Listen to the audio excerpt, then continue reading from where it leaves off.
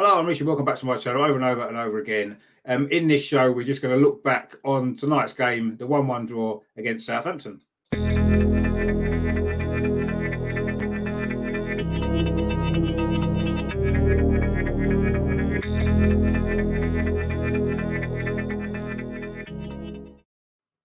Hello, I'm Richard. Welcome back to over and over and over again, the Positive Arsenal channel. There is slightly more to be positive about tonight, perhaps, than in recent games. It wasn't great, was it? But we can get into it now.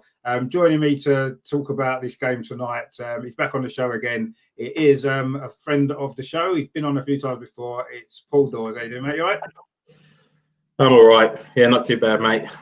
Slightly happier, I guess. Ever so slightly, kind of a smidgen, maybe. Yeah, I mean, exactly. For me, it's, I suppose at the end of the day, we've got to take comfort from the fact that we didn't lose this game when we could easily have done, especially in the first half. I thought Southampton played well. We looked very apprehensive, maybe uneasy what we were doing. We looked unsure, and Southampton took advantage. They got the goal. But I thought fair play to us. I thought the second half we did give it a go. We got level, and then, you know, if it wasn't for the red card, who knows? We might have nicked it. But, you know, in the end, we had to settle for a draw. And I suppose it's not what we really needed, but I guess it's better than what it could have been. I suppose that's what it maybe. Yeah, I think right now, we're in a position where we just got to try and take whatever we can at the minute and just try and, you know, a point is a point, and it's something very small that we can build on. You know, there was, like you say, there wasn't a great deal of positivity around the game, but like you say, in spells, actually, I thought we certainly created more tonight than I thought we've looked like created in the last few weeks and the last few results. So there was some positive performances as well that I thought players played quite well. But again, I missed the second yellow card for Gabriel. I did actually miss that because Mrs. came in and wanted to record something and kicked me out of Amazon Prime for a couple of minutes. So I missed that. But I mean, the first one, he kicked the ball away, didn't he, for the first yellow card? Yeah. These are silly things that, you know, silly little yellow cards can come back and haunt you, can't they? And that's what happened tonight. And it's a shame because obviously we've had a couple of red cards recently, high-profile ones, haven't we, with Pepe and Xhaka? And this one wasn't the same, was it? It wasn't a similar situation to any of those. This was just a silly challenge to make when you've just got a yellow card, I guess. But he's a defender. He's still young. I think we sometimes forget that. He looks like he's been around forever. But it's a shame now he's gonna miss. It's only one game now, isn't it, for 2 yellows? It's only one game, so it's only the Everton game, which is bad enough because that's going to be a tough game. But at least he hasn't got a free match ban, I suppose, and he can be back. Yeah, I mean, I'm not overly disappointed about him getting turned and pulling a player back and getting booked for that. It's the kicking the ball away. You know, that's just I know what you mean. It's not the same as the other red cards that we've had recently, but in my eyes, kicking the ball away is something that's almost just as stupid. Like, you could just don't do it. You know you're going to get a booking. You know you're not going to get away with it. So I mean, I guess the positive is it's just one game, but I mean, he's definitely been our best player this season. So we kind of, and Everton's going to be a tough game, a really tough game because they've won again tonight. I don't know, did it finish 2-0 Everton? 2-0, 2-0. Yeah. So frustrating that. But actually, beside him, I actually thought Rob Holding was pretty solid tonight. I actually thought he played really well. He made 4 or 5 really good defensive headers from set pieces, from corners. And like we were just discussing before we went live, it's just that header, you know, just right at the end. It's just so unlucky that he's done the right thing. He's got enough on it. Well, if anything, he's got a little bit too much on it. But it's like we said, on another day that drops in, and that's just goes to show the run of form that we're in. We just need something to drop for us, you know. If that gone in, last kind of 5-minute winner, and we went on to see the game out, then who knows where that could have been the turning point possibly. But a point's a point. We've got something to build on, I guess. Yeah, I mean, I still feel as though there's a spark missing from this team, isn't there? And, you know, we dug in, to be fair. We're down to 10 again. We did dig in, and you say, like you said, we could almost have nicked it, which would have been a massive plus for everybody, I feel, with what we've been going for at the minute. But when you're on a bad run, these things don't go in for you, and that's unfortunately what the sort of way that we are at the moment, isn't it? It's just the way things are going. But I mean, at least I say there's a there's definitely a spark missing in the team. You know, whether it's a creative spark or whether it's just somebody to lift the team, get the ball and lift the team. And maybe Saka was perhaps the one tonight who maybe tried to do that. You know, he's a young lad, isn't he? But he seems to be taking on that responsibility at the moment. It's good to see him do it, and it's nice that he's taking on that responsibility. But realistically, we should have more of some of the senior players should be stepping up. That's when we need people to really say, look, we're going for a bad time. We need to dig in, and we need to try to lift everybody. And you don't really see that. I'm not really seeing that. I'm seeing like you said just before we came on air about it. It seems like it's all false, and it does look like that at the moment. Yeah, it's like we just seem to be lacking somebody who can just grab the game and say, look, lift everybody and give us a bit of a spark and a lift. And sometimes that might be the difference. And unfortunately, at the moment, that is something that we are lacking. Everybody seems to have their head down a little bit, and as soon as something doesn't go right, it seems to be more of an issue. I mean, I thought Southampton tonight looked like the team I thought we were going to be like by now under Arteta. You know, they press, they close down quickly, they're very well organised. They play on the counter attack. They've got pace, and it's how I imagined Arsenal would be playing actually by this point when Arteta. That's how you kind of imagined it to be like. And Southampton are now. That's how I see them. They're a decent team. You know, they're a serious kind of top six side. I think now. You know, they've got a decent enough squad. They've got a good team. They're playing well. They're organised, and they make it difficult. And they made it difficult for us, certainly in the first half. And we were maybe slightly fortunate to only be 1-0 down, really, at half time. And I guess we've got to talk about the goal scorer for Southampton, haven't we? We're not scoring goals. Another one of our ex-players comes back again, as always happens. We knew it was going to happen, didn't we? Yeah. With a goal, he took it well, actually, didn't he? To be fair, a nice little finish. You know what?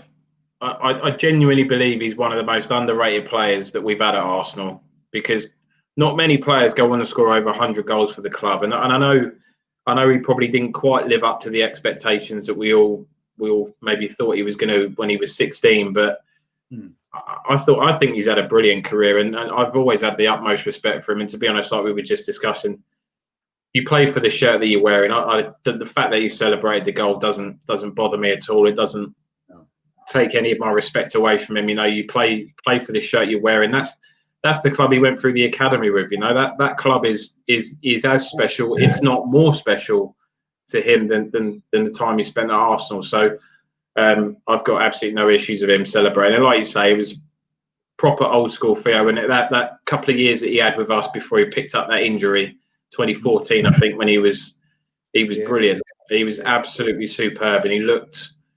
That was the best season he had in an Arsenal shirt, and that was the kind of run that he was making. You know, they were the kind of the goals that he was scoring. So, yeah, nothing but good words to say about Theo, and fair play to him. He took it really well. No, he did, yeah, and I agree with you. I mean, I always really liked Theo Walcott when he played for Arsenal. Yeah. I know he had his critics, and maybe he wasn't always consistent in his performances, but he could score goals. He's always a good finisher, wasn't he? Always a good finisher. And like you said, he scored over 100 goals. And when you think that he didn't really play as a centre forward very often, he did have a few games there, but he was more playing wide. And it was, it's an impressive goal scoring record that he had for Arsenal, actually. And I thought he had a decent career at Arsenal. I mean, maybe injuries held him back a little bit. He maybe could have been even better, couldn't he? But I mean, I know it sounds strange to say, I was kind of almost pleased. I'm almost pleased for him that he's enjoying his football again, because I didn't think he enjoyed it at Everton. It didn't look like he did. He didn't enjoy the last year or two at Arsenal by the look of it either. He was in and out of the team. He didn't play much. He went to Everton, didn't really play much. He didn't have much of an impact there. But now he seems to be playing, and he's enjoying it again. And that's good to see, actually. And obviously, he was always going to score, wasn't he? Yeah. And we always he was always a confidence player, wasn't he? When he was confident and he was happy, that was when he played his best football. And like you say, he looks like he's enjoying it. And I caught most of his post-match interview as well, and you could just see he was happy. He was enjoying his football. He was playing week in, week out. He was scoring goals. He's had a few assists as well. So fair play to him. And I think I caught a stat as well. I think only was it Van Persie and Giroud have scored more goals at the Emirates than Theo Walcott. I think they were the two players that you mentioned. So that's a stat he wasn't aware of, and he was quite surprised and pleased with. So no, yeah, got a lot of time for Theo, and it's just one of those. He's one of the nice guys in football, isn't he? You know, he's one of the people that always comes across as a decent guy, and you just want to see him enjoying his football. So it's it's nice to see that, definitely. Yeah, he's like a man, isn't he? He keeps out the spotlight. He doesn't get in any issues. He just seems to get on. That's what he's always done, and I think that I've got a massive amount of respect for him. So fair play to him. And I agree with you. I wasn't particularly bothered about him celebrating.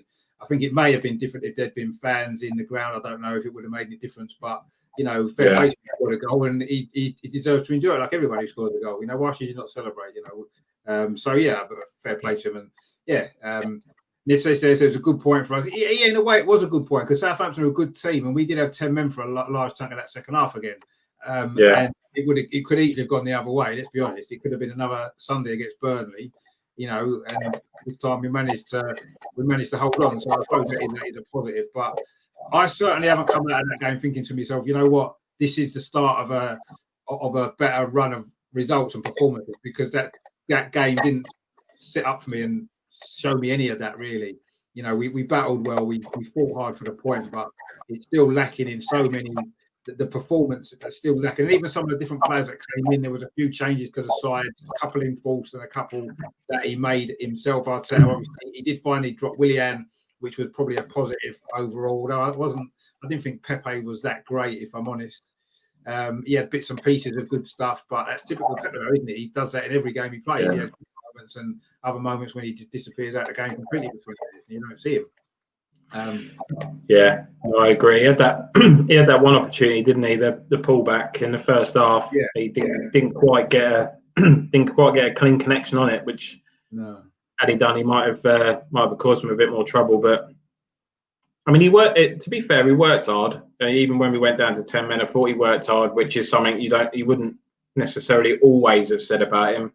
Probably one of the things that is maybe one of the non-negotiables that is bounded around the club. So, but I thought he worked hard. But I'd have preferred to have seen Nelson out there, if I'm being honest. He looks like a kid that when he's been playing the last few weeks, he's looked super, super sharp.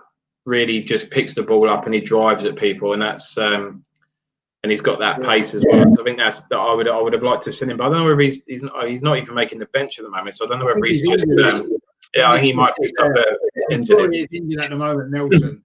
I mean, the one that surprised me actually was that Smith Rowe wasn't even on the bench. Actually, that surprised me. I thought he would deserve the place at least on the bench. You wouldn't necessarily expect him to go straight into the side, perhaps, but I was quite surprised about that. Actually, the fact he had Mustafi and David Luiz on the bench, two central defenders, which it seemed, I don't know, it seems for a home game, it seemed a little bit strange that. Why would you have two of them on there? Maybe one, you could understand. Put one central defender on the bench as cover, which, as it turned out, we needed in the end to cover the gap.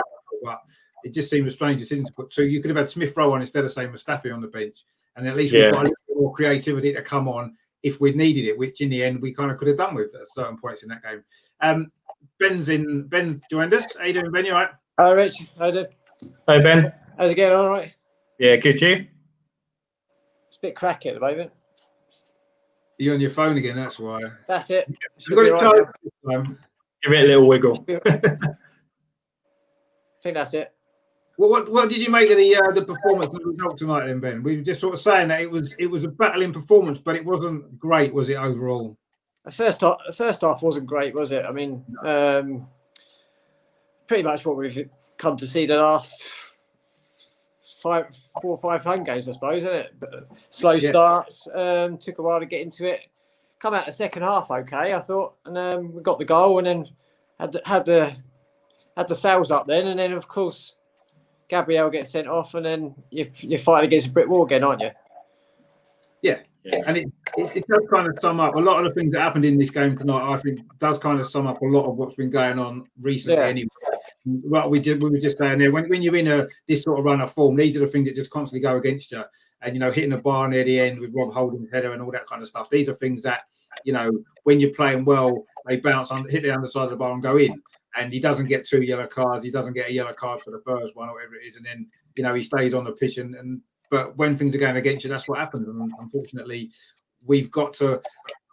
The only thing from tonight I would say is that I'm feeling a little bit more as though now we need to just get through this run, and it's a bad run, and it's been a dreadful run, and we need to kind of somehow find a way to get through this, and maybe we can come out of it in a better place at the end of it all. When that will be, though, that's the only thing at the moment. I'm not sure. I still think Arteta's not making the right decisions. We were just saying there about Smith Rowe. Why wasn't Smith Rowe on the bench tonight? I don't know. Why is Mustafi and David Luiz both on the bench when you could have had an extra creative player on the bench instead of an extra central defender? When so Arteta's still got a little bit more convincing to do for me. Certainly, he hasn't, and he's got to try to learn quickly because he is still new to management, isn't he? And I think maybe he's got to learn as he goes along. And there's still some baffling decisions going on, but at least we didn't make it 500 defeats in a row for the first ever time. 134 years the club's been going. We've never lost 5 home games in the league before. And we came quite close tonight, didn't we, at one time? It was looking at half time, it was looking as though we were going to create a little bit more history, but not the right history that we want, really. So at least we should be grateful for that. I think we've got to take what positives we can out of it, and then hopefully try and build on it. I mean, if you had said to 90% Arsenal fans before the game tonight what would happen with the score, I think a lot would probably have predicted a defeat. The way the game went. I said 1-1 on my video. I said 1-1 actually. No one would have all season. no one would have expected us to have won tonight, even though it's Southampton at home. Look at it, taking everything into perspective. The way Southampton have been playing, the way we've been playing, not many would have said that we'd have won tonight. And so we have got to try and take the positives out of it, haven't we? Yeah, no, exactly. No, I totally agree, and we need to try to do that. And it's still hard because there isn't a massive amount of positives that spring out, is there? It's more to do with battling qualities towards it. Obviously, once you've got the sending off and that, it's the same. It's the same, I suppose, with Leeds as well. Obviously, trying to take a point out of it in the end, and we did. But I mean, the battling's there, isn't it? At least there is some sort of positives with the commitments there, but it's just lacking that little bit of quality all over at times. Yeah, I was just saying before, the team seems to be lacking a spark somewhere in the team, a little spark and I think if we can find a spark from somewhere, it could really lift us and then maybe move us through this, not a sort of better running result. I mean, I thought Saka was quite good for us tonight, actually. Saka, and he's had a good season, actually, when you think it's his first full season playing regular. He's played, I think I heard started 10 out of the 13 league games, which is, amazing, really. For what's he, 19, isn't he now? And he's played for England. I mean, what a season he's had. Exactly. With all the problems that we've had, I think a lot of credit. We need to give Saka a lot of credit actually for the performances that he's putting in, and he did again tonight. I thought he was probably the shining light actually out of the team tonight, probably, and he's the one that can maybe give us perhaps that little spark that we need. But it's coming from a teenager, which is not really where we could be. I mean, I don't know. It is still quite frustrating, but I agree, Ben. We do need to try and take the positives that we can, because at least there are a few positives tonight where there hasn't really been hardly any, has there, for a few weeks now. I mean, if we're relying on Saka to try and give us that bit of spark, I mean, there's a difference between having that little bit of spark and actually having a match winner. And we haven't actually got any match winners at the moment. We've got that, like you say, with Saka gives you that little bit of spark. But we really got to be thinking, looking at players like Aubameyang or Lacazette when he's playing, and Pepe to give you that, actually try and win a game for you. I know obviously the circumstances ended up being where we was fighting against a brick wall at the end, but I mean, we've got to be trying to look for that now, and we're struggling to find a match winner in our team. I think that's one of the problems, that Aubameyang is very much, and not by his own fault, but he's papered over a lot of cracks, hasn't he, over the last 2.5 years, because he's just been so consistent, consistently good, that we haven't really had to worry about where goals are coming from if they dry up from him. This is really the first opportunity where he's going through a bit of a dry spell, and those cracks have spread wide open, haven't they? You can see where we're lacking, really. Well, I'd actually said the last 2 seasons, if it wasn't probably for Aubameyang's goals and actually decent goalkeeping, we would be where we are now. Yeah, I agree. Yeah, in a way, maybe this is an accumulation of issues over the last 2 or 3 seasons that have all come together at the same time and created this problem that we've now got. Some players that aren't clearly aren't good enough. And yeah, like you said, maybe Aubameyang has dragged us through some of these bad performances in the past. He's grabbed the goal and we've won games. I mean, he got 2 in the semi-final of the FA Cup, 2 in the final, and we probably wouldn't have won either of those 2 games without him, and we'd have got knocked out of the FA Cup in the semi-final, and then the problems would have been a lot worse now. Probably, I do think the FA Cup winners. I think a lot of fans and the club maybe are going to be a little more patient with Arteta than they might have been had we not done that. But the other day after Burnley, I was really, really strongly thinking that Arteta should go. He wasn't the right man, and that he wasn't going to be able to turn it around. But I don't know. I've kind of calmed down a bit over the last couple of days, and I'm kind of thinking that maybe tonight there was a few little shoots that you can see. Maybe the players seem to be putting in a performance tonight for him, battling for him at least, where I don't think they had been recently. As though something maybe's happened behind the scenes. They've got together as a group and said, you know what, we're gonna try and fight for this a little bit more, and they did that tonight, I suppose. And I'm now tempted to give a little bit more time, get through this, get through Christmas, get through January, see what the transfer window opens for us, and then see where we go after that. And if things haven't improved by the spring, then maybe the end of the season we might have to look elsewhere. I don't know. I mean, the fixtures aren't getting that much easier either. I mean, Everton away on Saturday is another tough one. We kind of need a little bit of a. Would have been nice to get probably a lesser side on Saturday. As well. But yeah, after tonight, something to build on. Then we've got to go to Goodison on Saturday, which is a very, very tough game. But actually, I'm actually not. It is going to be a tough game, but I'm actually just glad that we're not at home, because actually I think the away performances have been slightly better than the home performances. So hopefully, maybe if we can nick a result there, be solid and play well, and maybe nick a goal, then maybe we can get something there, and that might be what we need. But yeah, I'm just glad that we're not. We're just. I'd prefer not to see the Emirates again for a couple of weeks, if I'm being honest. I mean, do you think Luis made a difference when he come on? And obviously that was a good change for his experience and his leadership. It kind of helped them see that game out. I mean, do you know what? He's one of the few in the squad that can seem to rile players up. Not many players do, but you could see every time. I mean, Holding was just doing simple things like simple clearances, but he was getting him up. He was high-fiving, all little bits like that. Just helps you as a player when you're on a pitch. You've done the right thing. You've done your job. So I think he made a difference when he came on, and that's the one thing. I think that probably is one of the main reasons we kept him around the club, because that's what he's got about him. He's always had that. Mm-hmm. And he'll probably have to play Saturday now, won't he? Because Gabriel suspended, so you can come in, and that's not bad. I'm not that bothered about that. But yes, Gabriel's going to be a bit of a loss.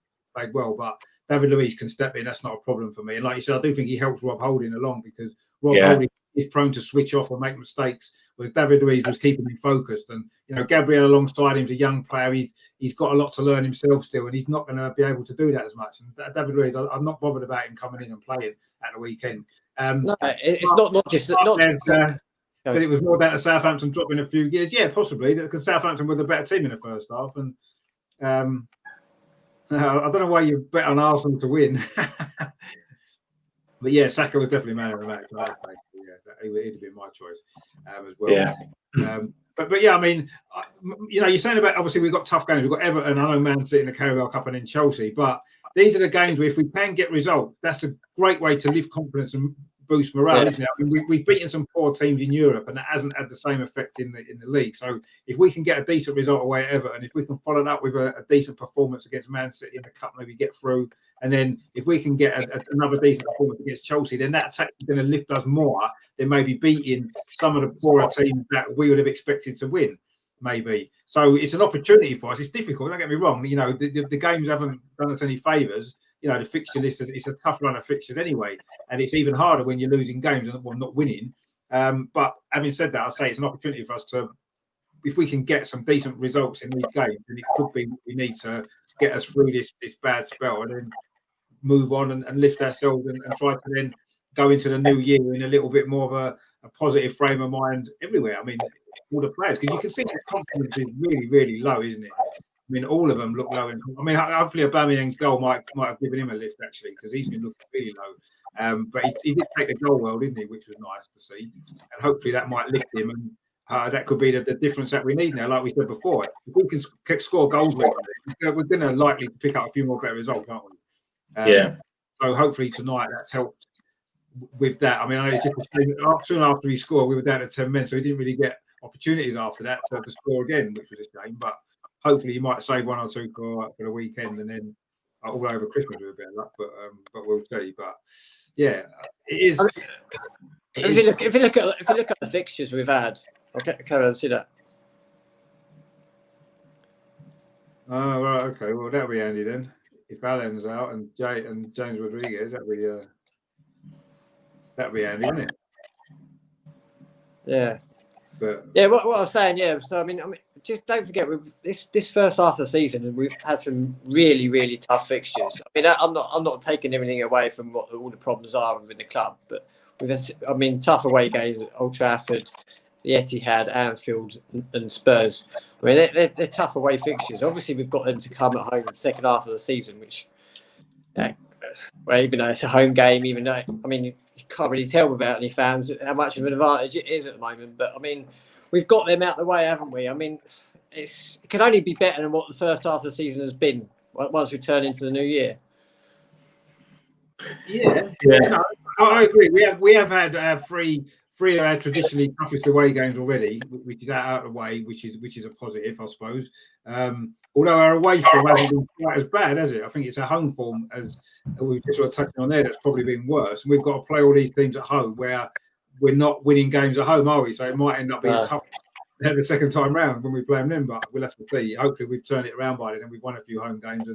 But we haven't actually played well in any home game yet, have we? All in the Premier League all season. We haven't played well in any of them home games. No.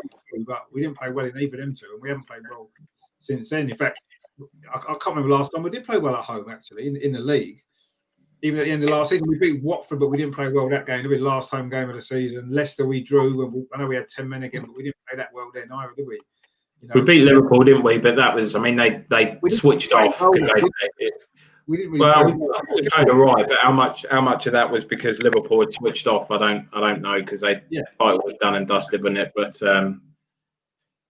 even like the West Ham game earlier on in the season, that was a struggle. I mean, they've had a decent start to the season as well, but it's just they're the games that we need to be winning those at home. But it looks as if we've massively missed the fans, haven't we? By the looks of it, whether that be because obviously we've had a bit of a negative atmosphere around the club for patches over the last few years. So whether it be positive or negative, it seems to have a bit more of an impact on the players, whether the atmosphere is positive or negative. If it's negative, it seems to want to get the players up and try and, I don't know, maybe we're looking for excuses, but yeah, it's certainly not been good enough at home, is it? I mean, the thing that I say, maybe, I've had a few days since the weekend to sort of think about things and calm down a little bit. And maybe when you look at some of the other results in the Premier League this season, it's been a strange season, hasn't it?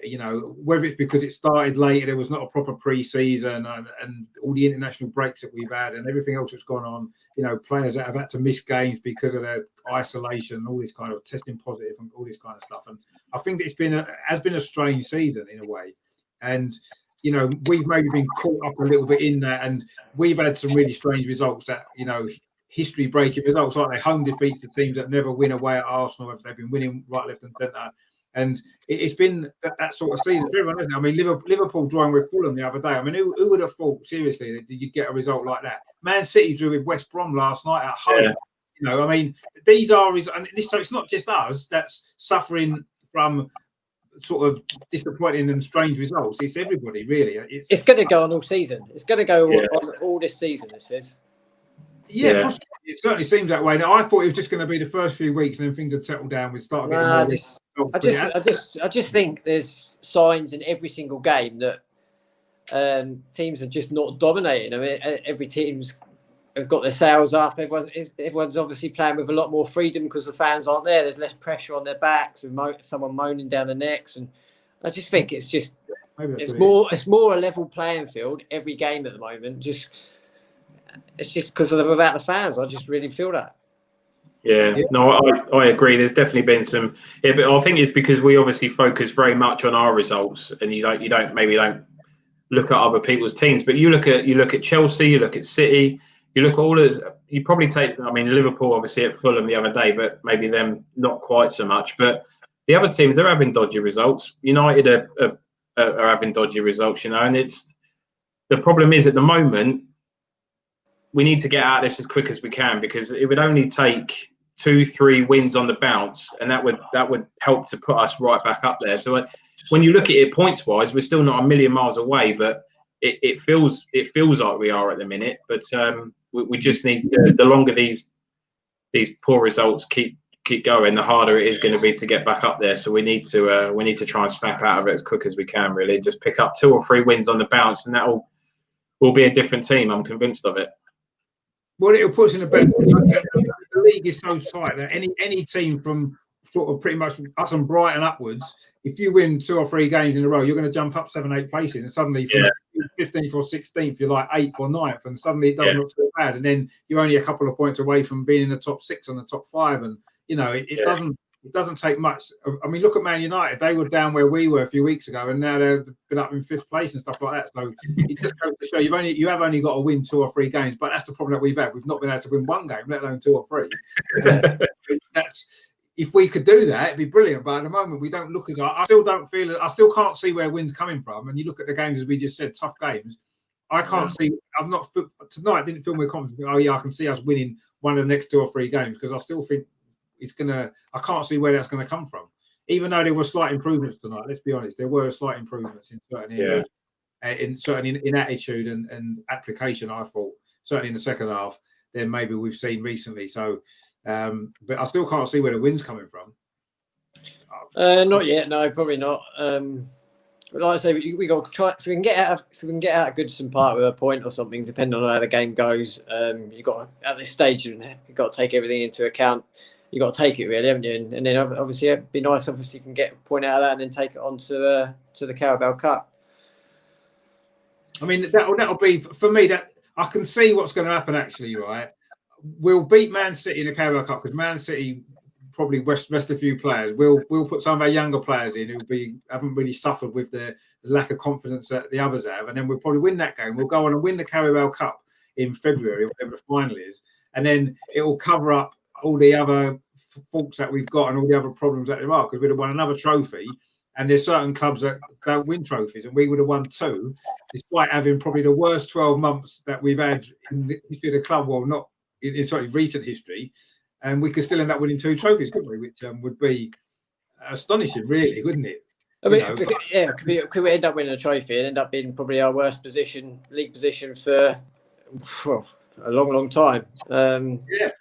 But then again, if it happens, it happens. As long as come the end of this season, we go into the summer and we see these contracts up, these players are shifted out, and no matter where we finish in the league, we are still Arsenal Football Club. We will still attract players, and as long as we invest in the right ways. I mean, I still think, besides Willian, we invested well last summer in August with Partey and Gabriel, and that's a team that's not in the Champions League. End of the day, we're Arsenal Football Club, and we will attract players.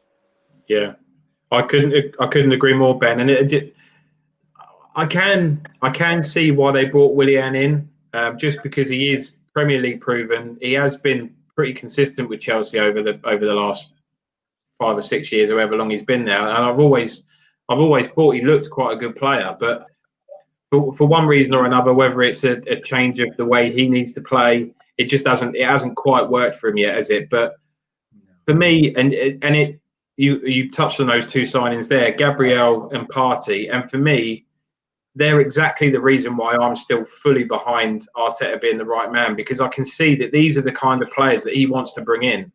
He knows it. He knows that there's players there that aren't good enough to wear that shirt, and he knows which players need to go. So for me, since he's come in, the investment's been pretty good, I think. And it's those reasons why I'm absolutely convinced that Arteta is the right man for the job. He can see what kind of players we need to bring in because he's done it. So He needs a bit of time. Yeah, I mean, I am trying to agree with you. There's just a couple of little things that I wanted to kind of get your opinion on, both of you, about, a couple of decisions in the starting lineup. Now, for me, why did he play Ceballos in midfield instead of Maitland-Niles and not put Cedric Suarez at right back and Maitland-Niles in midfield? To me, that just seems a crazy decision when Suarez is a natural right back. Actually, Arteta give him a permanent deal, didn't he? After the January window when we got him on loan initially, so he brought him into the club. He's been playing pretty well in the Europa League. He's a natural right back. Maitland-Niles is natural. I know it's difficult to find what his natural position is because he's played everywhere, but he is by trade a midfield player, and he looked quite good in the Europa League when he played there a couple of weeks ago. That would have been a natural selection for me. Cedric Suarez in for Bellerin, Maitland-Niles in for Xhaka, and that would have made more sense to me. It didn't work out too bad because Maitland-Niles played okay, actually. And Ceballos didn't have a bad game, particularly until, obviously, they didn't want to risk him getting sent off because he'd been booked as well, so they took him off. But I don't know. I found that a little bit strange. But what did you make of that? Would you have gone with what Arteta went with, or would you have maybe changed that? I think maybe it was slightly less of a risk. I think Maitland-Niles has certainly played full-back and wing-back a lot more over the course of the last 12 to 18 months that he has central midfield. That's maybe why he's done it. I actually thought Ainsley was brilliant tonight. I thought he was solid defensively.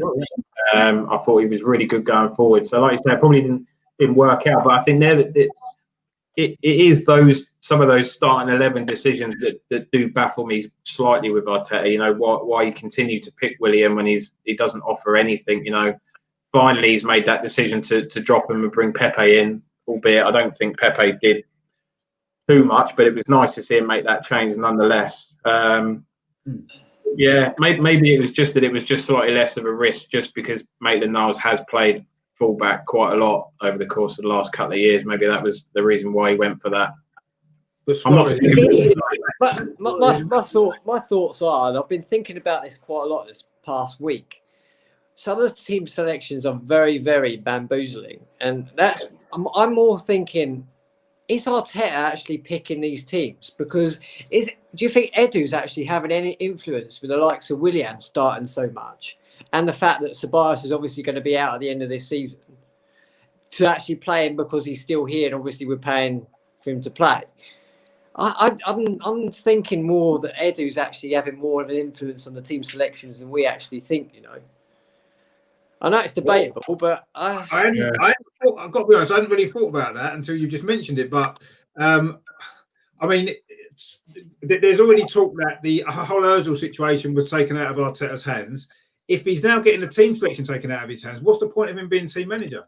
Well, surely promoting him from head coach to team manager, to me, suggests that you're going to say to him, right, you get on with dealing with the team side of it, and let Edu deal with maybe the transfers and all the other kind of side of it. So I would be amazed if Edu is now, and if he is interfering in team selections, then it's almost like Arteta's being completely, he's being completely undermined by the club, isn't he? Again, and that doesn't show that the club have got much faith in him. Because the other way I look at it is the fact that baffling. No, I agree, it's baffling. When Arteta come in, obviously he was fully one for bringing on the young players, which makes me so surprising that Willian is being played literally every single game. I mean, it's great for Willian to be. I didn't mind the Willian signing. I mean, it'd be good for the youngsters, and he has his experience as well.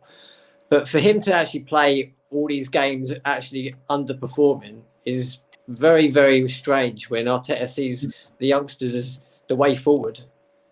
Yeah, I do. It's a valid question. I don't get the impression. I mean, when you come out and you look at what Arteta said about Pepe when he got sent off, he said the same about Xhaka.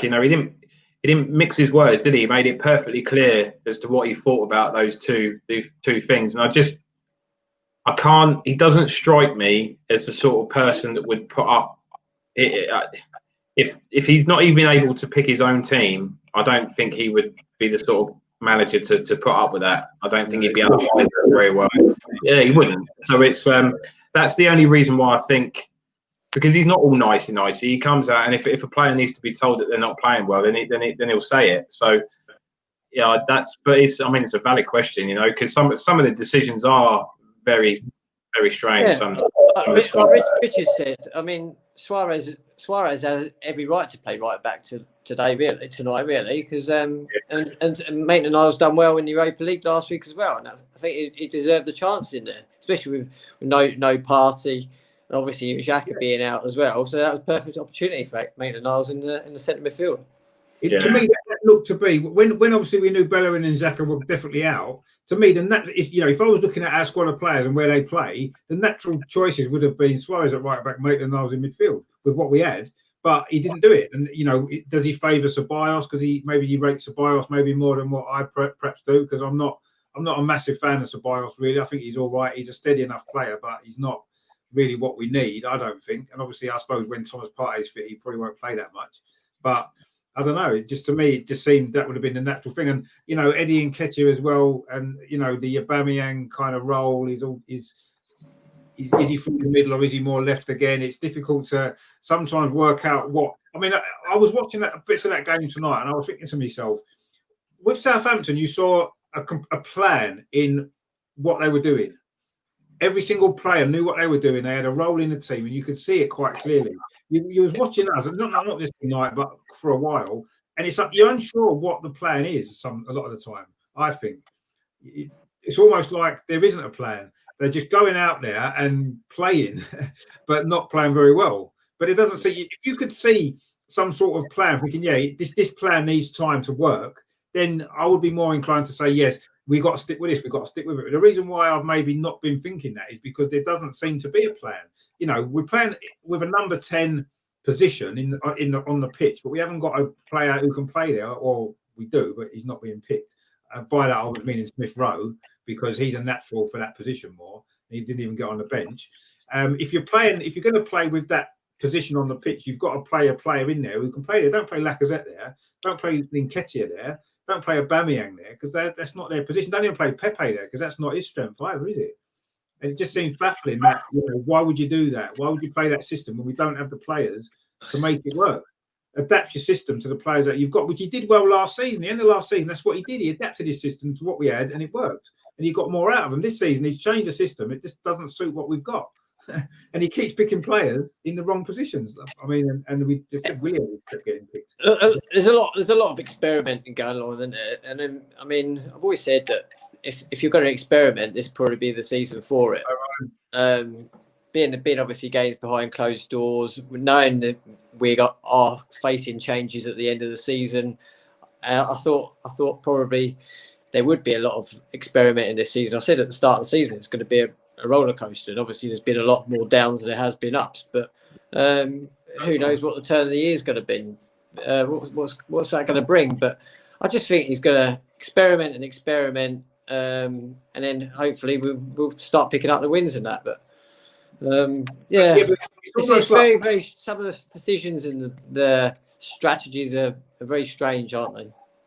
Well, they are, and it's what you said there, and it's almost like that's the impression I get with Arteta, right? What you just said there, we'll keep experimenting until eventually we might find something that works, and that seems to be what Arteta's doing. We'll just throw a few things in, see what happens. It's like Arsenal, we can't afford to piss around for 6 months, and this is what's happened because we've done that. We're in 15th place in the league, and it's almost like you've got to have a plan, and that plan's got to be suitable to the players that you've got. It's no good saying, well, I want 5 players to make this system work. Well, if you want to do that, wait until you've got those players before you play the system. Don't play the system with players that it doesn't suit, which seems to be what we've been doing. And I don't know. To me, what looking at Southampton tonight, I was impressed with the way that they set up, especially in the first half, and they look like they've got a plan. He's getting the best out of the players that he's got. Because let's face it, some of them players aren't better than the players that we've got. They're not. But they're playing better because they've got a system that suits them, and he's getting more out of them. Whereas we seem to be, our players are playing within themselves. They don't seem to understand what they've got to do in that system, and they look as though, like you just said there, Ben, that it's almost like we'll keep moving things around, keep changing little things around until we find something that suddenly works out of the blue. And maybe getting a few players suspended it might fall into place accidentally, and we might get a team that works. But to me, that's not the right way to do it, is it? The coach should know that already, and he should be building that every single week. And it doesn't look to me as that's been what's happened over the last 3 or 4 months in particular. It doesn't look like that. Maybe it is. It doesn't look like that to me. Yeah, it feels like, for me, it feels like he's got a master plan. He's got his master plan of what he wants and how he wants to play and how he wants to set his team up. And for me, if he can get that right with the right players, that's when it will reap the dividends for it, you know. But it does almost seem like he knows that master plan isn't going to work right now because we just haven't got the players to do it. And I think that's where he's tweaking, and maybe it's hitting hope in trying to find something that works. Maybe there is some logic behind it. We don't know, but yeah, it does feel like, because he's clearly got a way that he wants to play, because he was instrumental at City in the way he did it. So we just I guess we just need to hope that we've got personnel, isn't it? End of the day, it's personnel.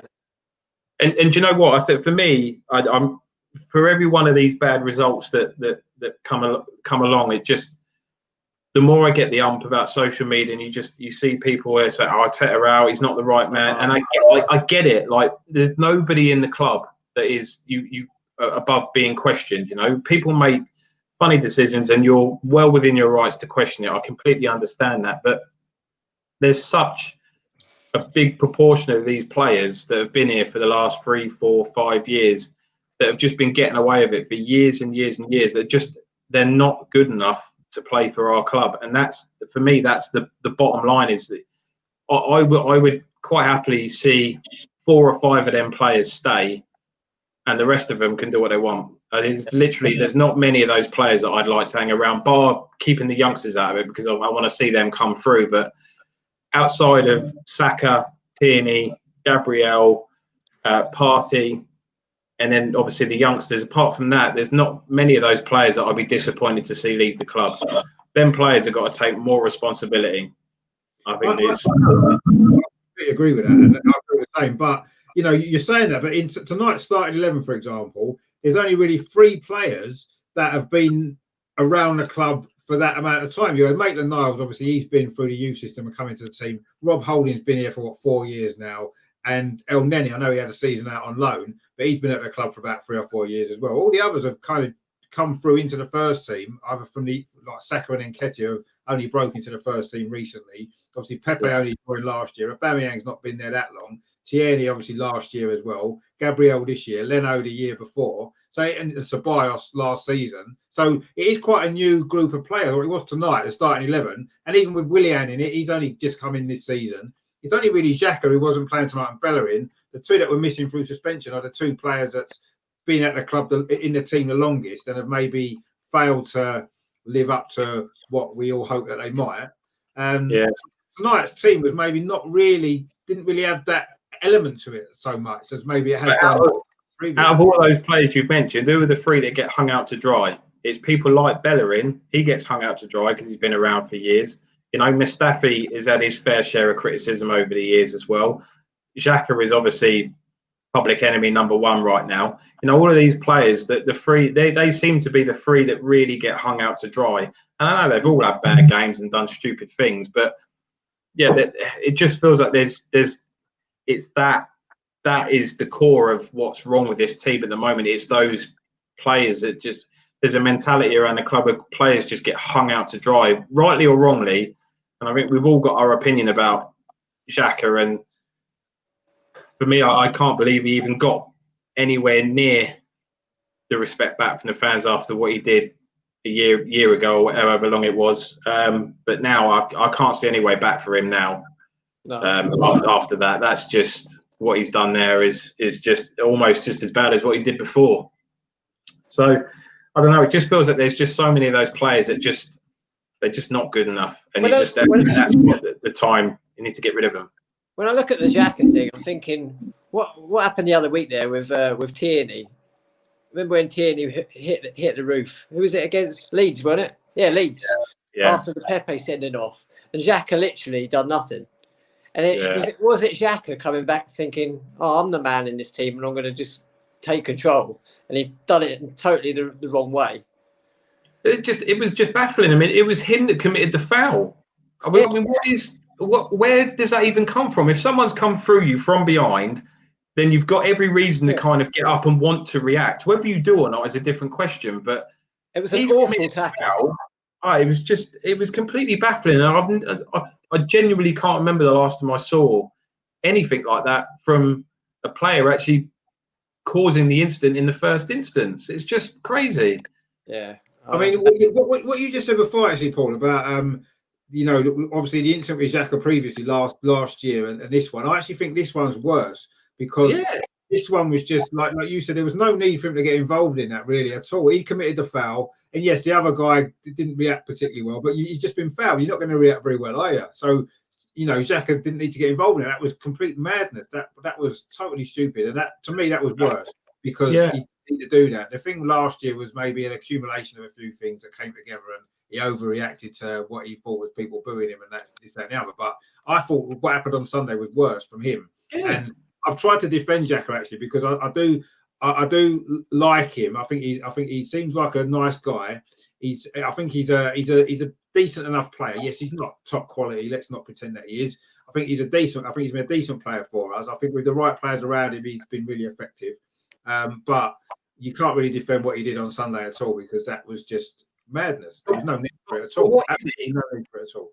What kind of midfielder is he? And that's what I've never been. And don't get me wrong, I think he's definitely been more solid for us. He's made less mistakes. He's tracked. You could 2-3 years ago, you could point out all these instances where he hadn't tracked his man, or someone's just run straight past him and scored a goal. All of these instances, and he seems to have cut that out of his game. I agree, but he's not a box-to-box midfielder. No. I don't see him as a defensive midfielder. He's not a creative midfielder. And I think that's his problem. He just, I don't see what he is. I've never understood kind of what kind of midfielder he is. He seems to pick the ball up. He keeps it moving. More often than not, he keeps it tidy. But he's not really effective. He doesn't affect anything. He doesn't. No, I think he is effective with the right players around. That's what I mean because of his. Because he isn't creative like you said. He's not an up and down player. He doesn't have a lot of pace. He's not very mobile. But I do think he's got a role in the right system with the right players around him. And at times it's worked when he's had that, and when he hasn't. I mean, under Unai Emery, he was exposed in that midfield constantly. That wasn't his fault. Yeah. He was exposed. Sometimes he had 2 or 3 players running at him. What's he meant to do? He'd either give him a stupid foul because he had no other option, or he just makes him look stupid because people just running past him. And I do feel as though that didn't help him last year. And I think the frustration got to him with that incident that we were talking about before. And then I think with Arteta did build a better defensive structure in midfield around him, which helped him. And he did.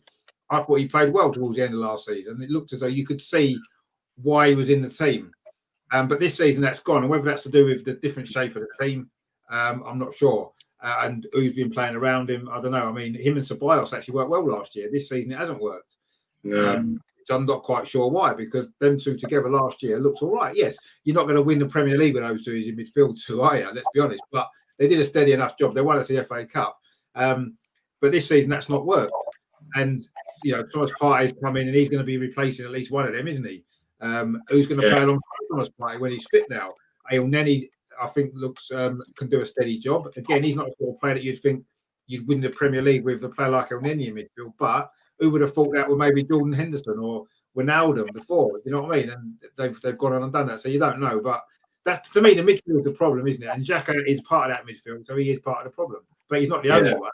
He's not the only one. No, he's not. It's, I did read the other day about Torreira coming back there. Atletico not been overly impressed with what he's done at Madrid. So whether he comes back in January, I guess it's another option. But he's also another player you might be able to get a semi-decent fee for if you can move him on. I mean, I like him. I like his personality. I like his tenacity. And it's kind of probably something that we do miss a little bit of. Could he be an option alongside Partey if he wants to stay, maybe?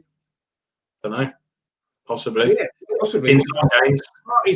Partey's got that box-to-box kind of quality about him. He can do a defensive job when we need to as well in away games and stuff. But Torreira's got that, like you said, that tenacity to, he bites around people, doesn't he? He's busy in there. And again, he's not a creative player, is he, particularly?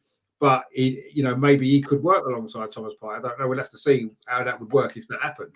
I don't think Torreira will come back in the team though. He might come back because his loan's not worked out. But I'm not sure whether he'll get back, whether he'll be playing in the team again. Because I don't think really fancied him anyway, did he? The end of last season, he never played him. I know he got injured in the end, but even before that, he wasn't playing him much, was he? So I don't think Arteta fancies him for whatever reason. So I don't think he's going to play. It'd be the same with Guendouzi. If Guendouzi came back after his loan, would Arteta pick him in the team? I mean, he could make a difference potentially to the midfield, because he has got that up and down quality. He's not bad with the ball. He doesn't score many goals. He's not creative necessarily, but there's a lot more drive. There's a lot more drive about him. There's more forward penetration about him. Guendouzi, he likes to forward pass. He's not one because he'll only go backwards if he's got to go backwards. He wants to find the front man more often than the likes of Xhaka in that, who's a lot more comfortable. I don't think anybody questioned his talent because there's definitely a player there. It was more his mentality when it almost felt like he was a bit too big for his boots. And maybe the loan spell, maybe he was thinking he was better than Arsenal. Maybe where is it? Hoffenheim? Is that where he's at? Is it Hoffenheim? Is it Hertha Berlin, isn't it? Hertha Berlin, that's it. Yeah. Maybe that will humble him a little bit. Maybe it'll just bring him back down to earth, and maybe coming back to Arsenal might be a good thing for him. But I've got no problems him staying at the club if he can just knuckle down and just get on with it, because there's definitely a player there. Yeah, I mean, it just, to me, we sent out on loans Herrera and Guendouzi while we were severely lacking in midfield players. Okay, Thomas Partey, we couldn't have expected him to have got injured this quickly, and that's a shame. But even with Thomas Partey there, I still think we could have done with Guendouzi and Herrera, so in the squad at least, because we don't have many other options in midfield. But you think that's how we've probably held on to Ceballos? Yeah. I think if those two hadn't gone, Ceballos would be in now. Is Guendouzi not better than Ceballos? Oh, I think he is. He is. Yeah, I agree, he is. Yeah, but that's what I'm saying. Guendouzi and Torreira went out on loan, so it was a bit of a panic, thinking, we might as well try and keep Ceballos for another season because we're not going to be able to get anyone else. Yeah, I think so. And I think they knew.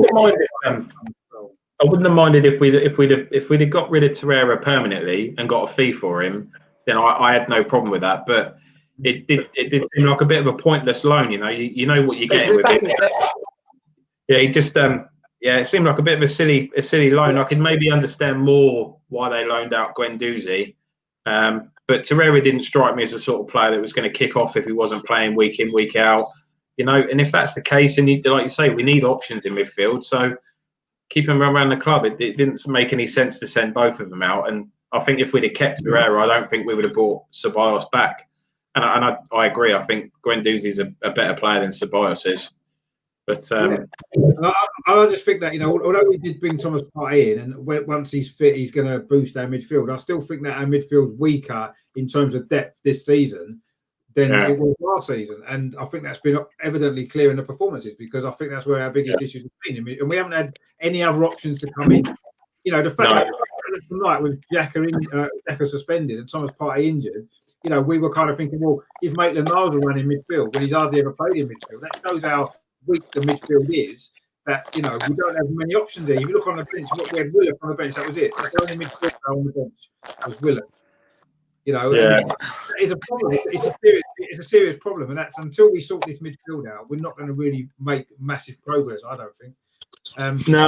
Partey is a great player, and he's going to be fantastic. But on his own, we need more. We need more bodies in midfield that can come in and do a job and change it when we need to change it around. We've got too many players that are too similar in that area.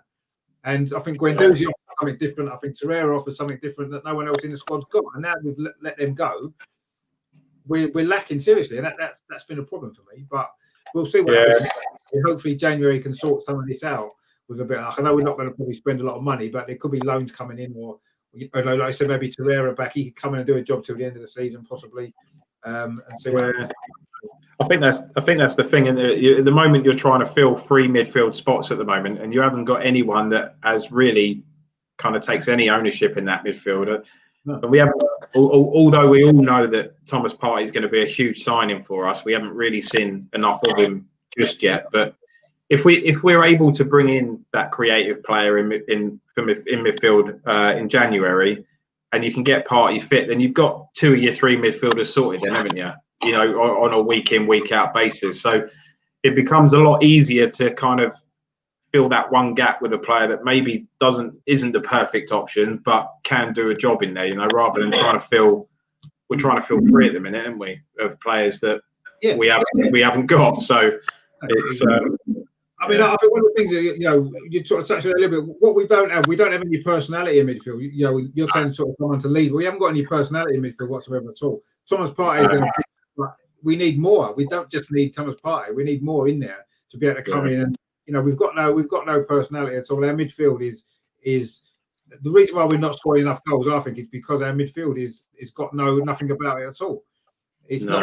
They're all very similar, aren't they? Let's be honest. Xhaka, El Neni, and Ceballos are all very, very similar players. Yeah, they are. Yeah, there's not that Guendouzi type, obviously plus Thomas Partey.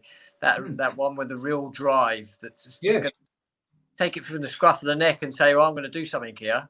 Yeah, and actually that's very basic.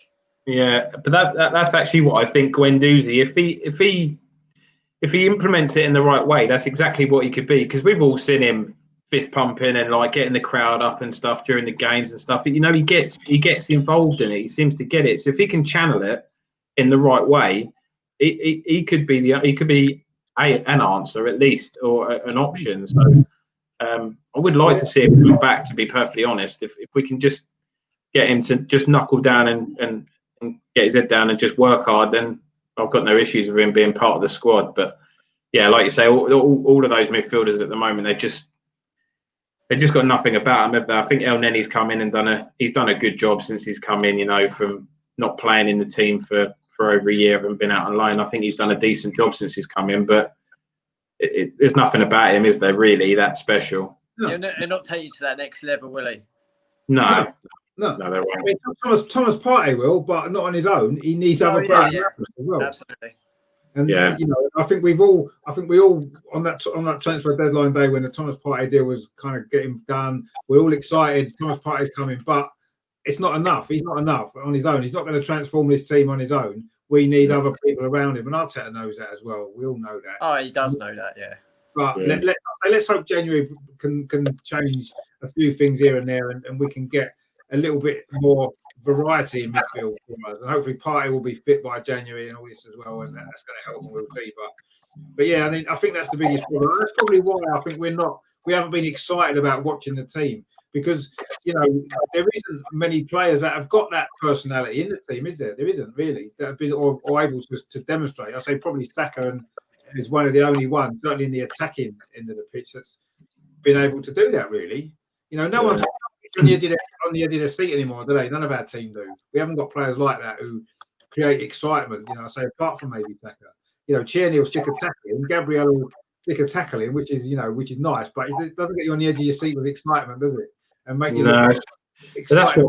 That's what Pepe should be. That's what you pay the big money for, isn't it? When you look at what he did over in France, you know, that's what I thought we were getting. You know, we touched on it when I was on your show. I think it was last week or the week before. We were talking about Mahrez and his hat trick the other week, and that's what I thought we were getting with Pepe. You know, that player. I mean, Mahrez for Leicester he was unplayable, wasn't he, that year that they won the league? And that's what I thought we were getting. But that, again, that's another one that's not really worked. He shows glimpses here and there, but or more often than not, it ends up in him either getting tackled or, you know, it doesn't. Runs down blind alley. Yeah. And I say that there isn't anybody we've got. And when you look in the squad, even players that aren't playing, there's no one that really gets you excited. Maybe Smith Rowe could potentially, if he got a run in the team. I think he's got something about him, possibly, that others haven't got. And I say Saka does. He's the only one that you're pinning your hopes. We're pinning our hopes on 19-year-old, and that's where we are. But when we're sitting there with Aubameyang, Lacazette, Willian, and Pepe, they're the players that we should be going, wow, hang on, they've got something about them here. But we're not, because we're not doing it, are we? For all of them not to be doing it all at one time is there's far too many passengers, isn't there? Yeah, there is. Yeah, and you know, it is funny because Aubameyang maybe used to be, didn't he? When Aubameyang was in the team, you'd think to yourself, you know what, something might happen in this game because Aubameyang's playing. He's going to do something. He'll get a goal or do something like that and get you off your seat. But now he's not doing that, is he? I mean, I know tonight he scored a goal and whatever, which was great, but overall he's not been doing that, and none of them have been. And it's like you said, we've got Lacazette came with a decent goal scoring record, a decent scoring record. I know it was only in France, but he had a decent goal scoring record. Aubameyang obviously has got a fantastic goal scoring record. Pepe came having scored over 20 goals the season before. All these exciting attacking players, and they're not being exciting attacking players. Willian as well, as Paul mentioned it earlier, how consistent he's been for Chelsea. He's one of their best players last season. Yeah, goals and assists. And where's that player? Why has he come to Arsenal and played like that? Why has Lacazette come to Arsenal and played like that? Why has Pepe come to Arsenal and played like this? Why is Aubameyang now? Okay, yeah, Aubameyang's been good for the last 2 years. Let's not say he's been like this the whole time. But why are these players coming to Arsenal and becoming from being exciting, creative players to players that are not doing that now? Why is that? I think it's just, it feels to me it's a culmination of things that have just all happened at once, and it's just been bad luck. We couldn't have picked a worse time for Aubameyang to go through a bit of a dry spell. I know I don't necessarily agree with the fact that he should be playing down the middle, because when you look at his record for Arsenal, it's ridiculous. It's phenomenal, and they've all come. 90% of them have come from playing on the left. Yeah. So I don't see any reason really to start messing around with that. Lacazette, obviously, was it the first season he came in? He got Player of the Season. Yeah. I think it was the first year we had him. He got Player of the Season that season. He had an injury the following season which affected him, and he didn't ever seem to have really recovered from that. It feels like so many players have hit a bit of a dry spell at the same time, and it's just culminated in a huge, really, really poor run of form, isn't it? And it couldn't have happened at a worse time with Oba. But he'll be back. He's the guy's phenomenal, and hopefully this goal will be the start. But I was more concerned about his body language over the last few weeks, because he's been very flat, hasn't he? And he doesn't strike me as the sort of player that he stops caring about the team or anything like that. He maybe feels the pressure a little bit more now. He's got maybe now he's got the armband. Maybe it's a bit too much for him. Maybe you just need to take that off him and just give him back his job of scoring goals. I don't know. I don't think he needs it right now. Honestly, I'd be quite happy if it got taken away. Yeah, I mean, you look at players like Tierney, maybe even players like that you think people talk about him as a future captain, and I don't know. I'm not convinced how much Aubameyang really wanted the armband. I don't know. I mean, you're not going to say no to it if the club offers it to you, but it's just been the Arsenal way over the last 10 years. We were basically that was close to leaving has been given the armband. Yeah, we touched on that last week, didn't we? The Spurs preview, I think, Rich, and we were saying about this the last time that armband really meant something to the player that had it. And it's I genuinely can't remember the last player that had it where it actually meant something. And it's probably. You can maybe argue Fabregas, because I think I know what happened after that when he left and stuff. People kind of, but I felt like he played for the shirt. But outside of that, since then it just got passed around here, there, and everywhere, isn't it? And it's not really meant anything. But I don't know. Maybe with Aubameyang, maybe just need to take that responsibility off him. Maybe not permanently, but just for now, just let him get back to doing his job of scoring goals. And I don't know. I agree with you.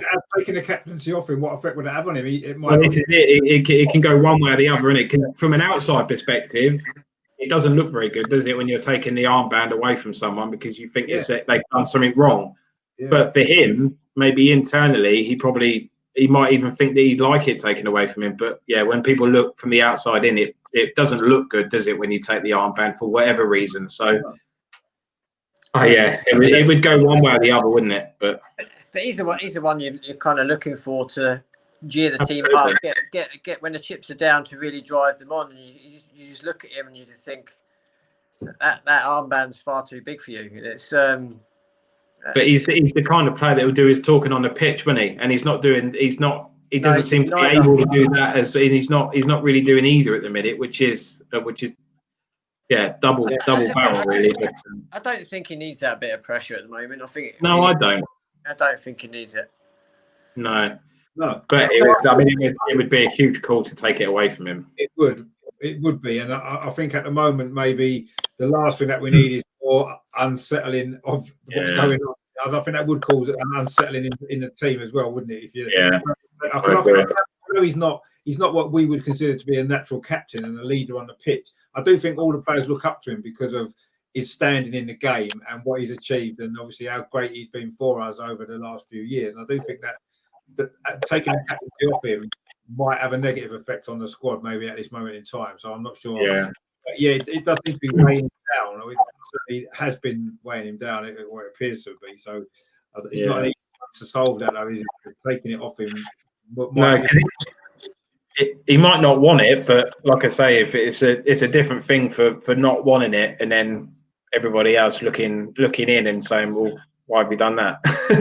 It's not a good look to do it. Even I mean, you're not going to take it off him after even just getting that goal tonight. Just hopefully that could be a little bit of a turning point for him. Yeah. Fingers crossed. Yeah, fingers crossed. He's needed a goal, hasn't he? He's been desperately needed a goal, and now he got one, and he took it well as well, didn't he? It wasn't like it was a scruffy one that bounced off him or something like that. It was a decent, well taken goal, a typical Aubameyang goal, actually. And it was almost like, if you just watched him score that goal, you wouldn't have known he hadn't scored a goal in open play since September, would you? It was a goal of a natural goal scorer, and that's what he is. And hopefully, that's a good point for him. And hopefully now we can go on, get some confidence, and go on another run, because he does tend to score in runs, doesn't he? You know, he'll have a good run of like 6 or 7 games when he'll score 10 goals, and then he might not score for 3 or 4, and then he'll have another run. So hopefully this is a run, and he'll get going, and that could be what we need to help us turn this run around. But it's not going to, like we said before, it's not getting any easier, is it, with the games coming up between sort of now and the new year. And then the FA Cup starts as well, and that's a tough game as well against Newcastle, especially if we're at home, which at the moment is not a happy place to be, is it? It's not a happy place, which seems to be what people are playing, but I don't know. But at least tonight, at least we haven't lost, and that's the main thing. And it would have been easy to have lost that game, you know, being 1-0 down and then having 10 men. It would have been easy to have lost that game, and we didn't. I suppose we didn't roll over in the day, did we? We didn't roll over. Southampton are a good side. They're probably the best. All these defeated at home, they're probably the best side that we've played, actually. Yeah. When you look, I mean, okay, Leicester are a good side, but they're a bit hit and miss, aren't they? I think that Burnley aren't particularly great, as we know. Who else won? Aston Villa. Yes, Aston Villa are a bit hit and miss, aren't they? They're a decent team, but I think Southampton, they came in great form. They're a good side, well-organised team, and I think that, you know, that's, you know, maybe not losing this game might give everyone a lift that we've been lacking, perhaps, you know. We'll see what happens. But anyway, on to the weekend, mate. On to the weekend. Yeah. I mean, it's another tough game, as we know. We haven't got a great record at Everton either, so it's not like we've got that to even hope for. But having said that, you know, nothing seems to be going with history this season, does it? In terms of long runs without wins and bad places have been come. We won at Old Trafford, where we never normally win. You know, all these teams have won at Arsenal, where they never normally win. So maybe not having a good record at Goodison might not be a bad thing, as we can cling on to that. Although they've had 2 great results in the last week, haven't they? Beating Chelsea and Leicester, so they'll be looking forward to playing us, I'm sure. But I've got a show on Friday, actually, with the podcast, and I've got an Everton fan coming on, so I'm sure that they'll let us know exactly how confident they are about playing us at the moment, which most teams seem to be. But we'll see. We'll see what happens. I mean, just quickly before we go, what are you predicting for the weekend then? Paul, to start with you, what's your kind of what are you expecting from that game? I don't know. It's so hard to predict, because someone asked me tonight what I predicted tonight, and I said it could be. I can see us winning 3-0. I can see us losing 3-0, and I can see everything in between. You know, it seems to be one of those games tonight. I think this will give them a bit of a lift. There's a bit more positive to take into the game at Everton. That tied in with the fact that we've been a little bit better away from home than we have been at home. It might be a bit of a nice break to get away from the Emirates. Seem to have played quite a lot of games there over the last few weeks, so be nice to get away from that. I think something like a 1-1 again. I think if we can nick a point, I think again it just gives us something else to build on. Again, they're a team that are in decent form. Yeah, I'll go 1-1. No, that would be. I think that'd be a decent result, actually. I do as well. 2 games unbeaten as well, which would be nice. What about yourself, Bill? What are you kind of thinking for? Yeah, one all for me. Yeah, like I said earlier on, I thought if we can just get a draw and then build on that again, and then that takes us into the Carabao Cup. I thought I think we'll score. Yeah, 1 each. I'd say 1 each. I'll take that. Take that right now. Yeah, no, yeah. I think that'd be a decent result actually, because Everton are in good form. It's never an easy place to go, even without fans in, and we're not in the greatest of form. So I think if we do come away with a draw, that might, two draws is something to build on. It isn't great, it isn't fantastic, and it isn't something to get too excited about. But it's turning things around slowly, isn't it? From all these defeats, to get a couple of draws would be good. But I do. You've got to start somewhere, haven't you? Yeah? And hopefully the second half tonight is a bit of a start. So. Yeah, exactly. And let's hope it is going to be the start of a upturn in fortune for us, because we certainly could do with it at the moment. But we'll see what happens Saturday. I mean, the worrying thing for me is if we don't put in a decent performance there again and we go back to how we was playing before, then you have to start worrying. Let's hope it doesn't happen. Let's hope we can build on the second half today and we can go on Saturday and come out of a result. Because I think, it'd be nice to go into Christmas with at least not losing games. It'd be nice to get a win before Christmas if we can. But, but we'll see. Just to end it on a really positive note, Liverpool have just nicked a 91st minute goal, so they're 2-1 up at the minute. Liverpool. Oh, that's a shame, isn't it? Couple of minutes left. Well, there you go. You see, it's only a season of strange results, and that just Tottenham are not going to be top at Christmas. That's a shame, isn't it? They won't be top in May either. So no. Well, let's hope not. I mean, I know it's a strange season, but that would be the strangest thing ever, wouldn't it? If Tottenham, we don't want to think about that. Oh, they very nearly equalised, but they didn't. Oh.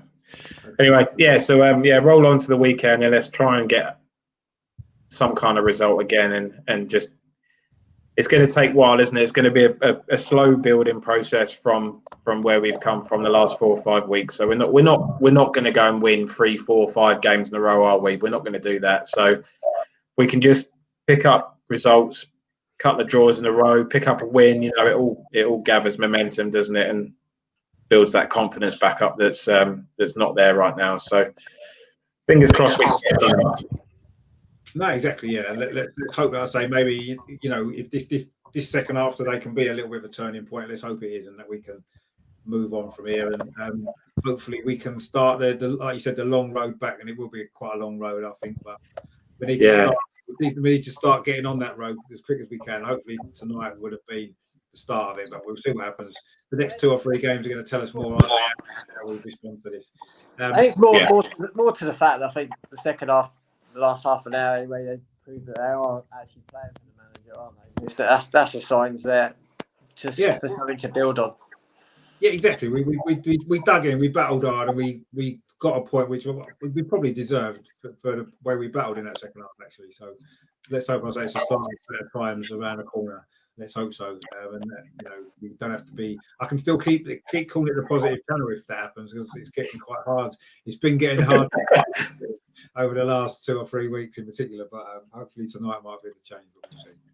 We'll see what happens on Saturday. So, but thanks for you guys for joining me. Just to look back on obviously tonight's game and stuff like that. I no doubt we'll speak again soon. First of all, Paul, where can people find you on social media? Yeah, just head over to my Twitter. You can see my handle there at Dorsey2801. So drop me a follow and don't be scared to introduce yourself. Yeah, no worries at all. And Ben, or yourself, where can people find you on social media? Yeah, at ClockheadBen30, just on Twitter. Cool, no problem at all. And I know that you had a bit of time to come with a few new songs, have you? Yeah, no. Keep them a bit quiet. Get some new songs from me again. I for next season now. Yeah. Cool. Excellent. Well, thanks everyone for watching. Thanks to the guys in the comments earlier. Mark, Nikesh, Russ up there as well, Ryan. I say Mark the Scotland fan, so he won't be very happy now really if they've just lost, but that's fine. So I say thanks to you guys as well for joining me. I say I'll be back on Friday with a positive podcast with an Everton fan. Have a chat to them, see how they're finding their season. Obviously, they've had a couple of good results, so lots happening. And I will have a full review of this Southampton game as well tomorrow. So stay tuned for that. If you haven't done so, please subscribe already. And Russ has just said thanks, guys. Thank you, Russ, for watching as well. But no doubt we'll speak to you soon. Ben seems to have dropped off a cliff somewhere. I'm not quite sure where he's gone. Not to worry. We're about to finish anyway. So I say thanks to Paul, thanks to Ben for joining me. Thanks to you guys for watching. And in the meantime, of course, a bit more positive tonight. Come on, you Gunners. Come on. Cheers, Rich.